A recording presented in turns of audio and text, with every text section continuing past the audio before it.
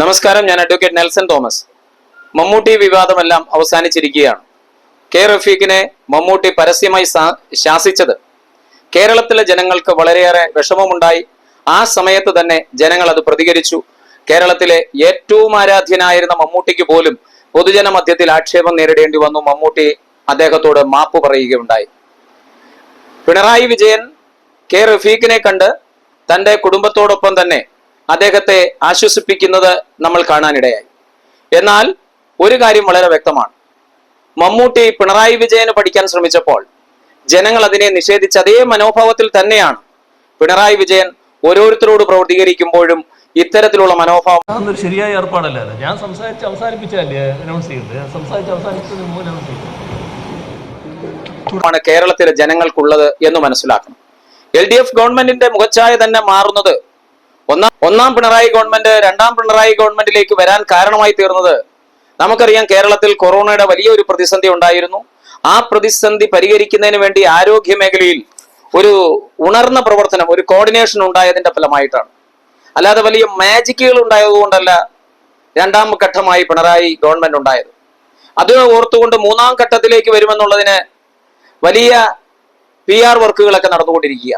പക്ഷെ അത് നടക്കത്തില്ല. കാരണം എന്താണെന്ന് ചോദിച്ചാൽ, പിണറായി വിജയൻ എന്ന് പറയുന്ന കേരള മുഖ്യമന്ത്രി ജനങ്ങളുടെ ഹൃദയത്തിൽ നിന്ന് ഇപ്പോൾ മമ്മൂട്ടിക്ക് ലഭിച്ചതുപോലെ ഒരു മോറൽ സൈഡിൽ വലിയ ഒരു വേദന ഉണ്ടായി. ടിക്കറ്റുകളുമായി എത്തിയെങ്കിലും സ്വീകരിക്കാൻ മുഖ്യമന്ത്രി തയ്യാറായതുമില്ല. പിന്നീട് ഒപ്പമുള്ള ഉദ്യോഗസ്ഥരാണ് പരാതികൾ കൈപ്പറ്റിയത്.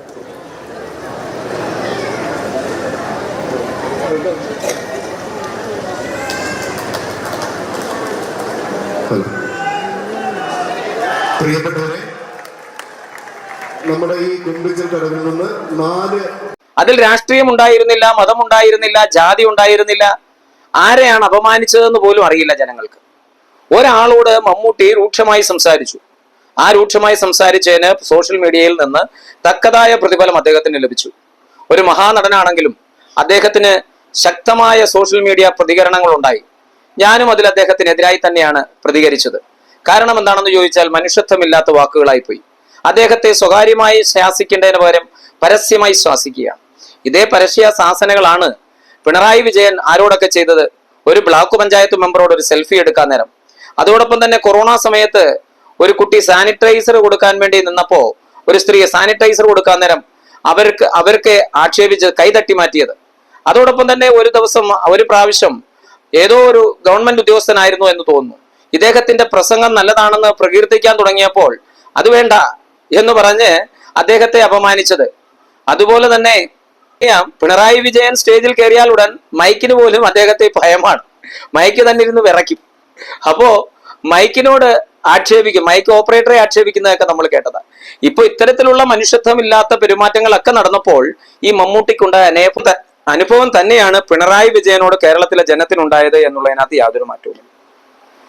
അതുപോലെ ഒരു കാര്യം എനിക്ക് പറയുവാനുള്ളത്, നമ്മുടെ സംസ്ഥാനത്തിൽ മാനവികതയുടെ അടിസ്ഥാനത്തിൽ അല്ലെങ്കിൽ മനുഷ്യന്റെ മനസ്സിനെ വേദനിപ്പിക്കുന്ന ഏത് വേദനകളും ഇവിടെ പ്രശ്നങ്ങളാണ്. പക്ഷേ പലതരത്തിലുള്ള പ്രതികരണങ്ങൾ, രാഷ്ട്രീയം, അങ്ങനെ പല വിഷയങ്ങളെ അതിന്റെ സമയത്ത് അതേ രീതിയിൽ എടുക്കുമെങ്കിലും ഒരു മനുഷ്യൻ തഴയപ്പെട്ടു പോകുമ്പോൾ, അവന്റെ മനസ്സ് കീറി മുറിക്കപ്പെടുമ്പോൾ അതിനനുകൂലമായി നിൽക്കുന്ന ഒരു സമൂഹമാണ്. അതുകൊണ്ടാണ് പിണറായി വിജയൻ ജനങ്ങളിൽ നിന്ന് അകന്നത്. പിണറായി വിജയന്റെ ഭരണത്തെക്കാൾ ഉപരി പിണറായി വിജയന്റെ പെരുമാറ്റത്തോടാണ് കടക്കുപുറത്ത് എന്ന് മാധ്യമങ്ങളോട് പറയുന്ന നിലപാട്. അതും വളരെ വലിയ ചർച്ചയ്ക്ക് കാരണമായി മാറി. ഇതിന്റെ ഒരു അനന്തരഫലമാണ് ഇപ്പോൾ മൂന്നാമത്തെ തവണ സ്വപ്നം കണ്ട് മുന്നോട്ട് പോകുമ്പോൾ വിധിയെഴുത്തിന് തിരിച്ചടിയായി മാറുന്നത് എന്നാണ് എനിക്ക് പറയുവാനുള്ളത്. പിന്നെ ഒരു കാര്യം പറയുവാൻ ഞാൻ ആദ്യം പറഞ്ഞിരുന്നു, മമ്മൂട്ടി പിണറായി വിജയന് പഠിച്ചു പരസ്യ ശാസന നടത്തിയത്. എന്നാൽ പിണറായി വിജയൻ മമ്മൂട്ടിക്ക് പഠിക്കാൻ ശ്രമിച്ചു. മമ്മൂട്ടിയുടെ ആ തനിതമായുള്ള ആ സ്വഭാവത്തിലേക്ക്, അതായത് മമ്മൂട്ടിയെ ഏതായാലും കേരളത്തിൻ്റെ മലയാളത്തിൻ്റെ മഹാനടന് അത്തരത്തിലൊരു പ്രചരണത്തിൻ്റെ ഭാഗമായി മനസ്സിന് വിഷമമോ പ്രയാസമോ ഉണ്ടായിട്ടുണ്ടെങ്കിൽ, പ്രത്യേകിച്ച് CPIM ഏതെങ്കിലും ആളുകൾക്ക് അതിൽ ബന്ധമുണ്ട് എന്ന് കരുതുന്നുണ്ടെങ്കിൽ ഈ ഘട്ടത്തിൽ പരസ്യമായി അദ്ദേഹത്തോട് ഞാൻ ക്ഷമ ചോദിക്കുകയാണ്. വിളിച്ച് അദ്ദേഹം മാപ്പ് പറഞ്ഞു. അതാർക്കു വേണ്ടിയാണെന്ന് എനിക്ക് മനസ്സിലാവുന്നില്ല. മമ്മൂട്ടി ഒരു മഹാനടനായതുകൊണ്ടാവാം, അല്ലെങ്കിൽ അതിലൊരു വോട്ട് ബാങ്കിങ് ഉണ്ട് എന്ന് കണ്ടതുകൊണ്ടാവാം അദ്ദേഹത്തോട് ക്ഷമ പറഞ്ഞു. ഈ സോഷ്യൽ മീഡിയയിൽ അപ്പൊ ഈ പറയുന്ന മമ്മൂട്ടിക്ക് മാത്രമേ വേദനയുള്ളൂ? ഈ പറഞ്ഞവരോടെല്ലാം ക്ഷമ പറയേണ്ടേ? കേരളത്തിലെ ജനങ്ങളോട് ക്ഷമ പറയേണ്ടേ?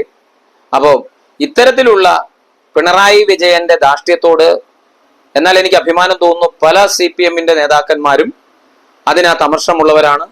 പല ഫേസ്ബുക്കിലും ഞാൻ കണ്ടു, ഫേസ്ബുക്കിലെ CPM-ന്റെ എഴുത്തുകാരൊക്കെ പല ആൾക്കാർ, ഞാൻ പേര് പറയുന്നില്ല, അവരൊക്കെ പിണറായി വിജയനെതിരായി പറയുന്നത് ഞാൻ കണ്ടു. അന്നേരം അവിടെയും ഒരു മനുഷ്യത്വത്തിന്റെ വാതിൽ തുറന്നിട്ടിരിക്കുന്നത് എനിക്ക് കാണാൻ കഴിഞ്ഞു. അവരിലെ ചിലരിലെങ്കിലും കമ്മ്യൂണിസം അവസാനിച്ചു പോയിട്ടില്ല. വേദനിക്കുന്നവന്റെയും അക്ഷണരായിട്ടുള്ളവരെടുക്കേണ്ടതായ പാർട്ടി, ആ പാർട്ടിയുടെ സ്വഭാവമുള്ള ചിലർ ആ പാർട്ടിയിൽ ഉണ്ട് എന്നുള്ളതിൽ ഞാൻ അഭിമാനിക്കുന്നു. ഒരു കാര്യം വളരെ വ്യക്തമായി പറയുകയാണ്.